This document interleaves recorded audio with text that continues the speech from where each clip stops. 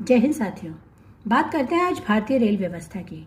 Rail व्यवस्था एक ऐसा साधन होता है जो कि सरकार अपने नागरिकों को सफल, सुखद, सुरक्षित और सस्ता यातायात का साधन के रूप में देती है। चाहे वो यात्रा पड़ोस के जिले की हो या देश के अंतिम छोर तक जाने की, देश के नागरिकों को सरकार की तरफ से सस्ती रेल व्यवस्था प्राप्त करना उनका अधिकार है। लेकिन पिछले 2 दिन से जो खबरें आ रही हैं वो तो इसके बिल्कुल अपोजिट हैं।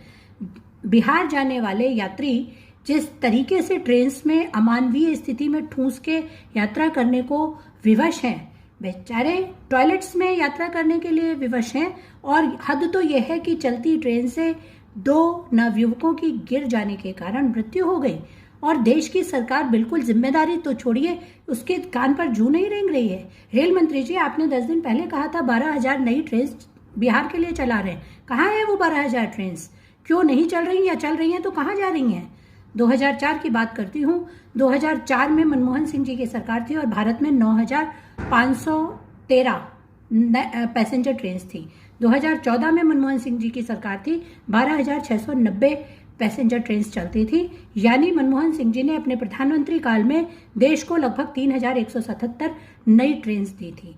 2014 की 12,690 ट्रेन 11 साल बाद आज 2025 में सिर्फ और सिर्फ 13,450 हुई।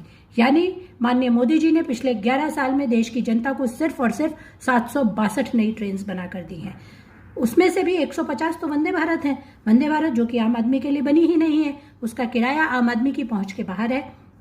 अब आप बताइए मोदी जी, आपने तो हमें हवाई चप्पल वाले को हवाई जहाज की यात्रा का सपना दिखाया था, वो हमारी पहुंच के बाहर था, सपना ही छोड़ गए हम। लेकिन हमें तो ट्रेन में चलने की जो हमारी बेसिक जरूरत थी, बुनियादी आवश्यकता भी आप पूरी नहीं कर पा रहे हैं।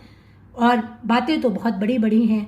2047 का विकास हम सब देखेंगे ही, लेकिन आज जो छत से गिर के सरकार की असफलता के कारण जान दे रहे हैं, उन पर कौन बोलेगा?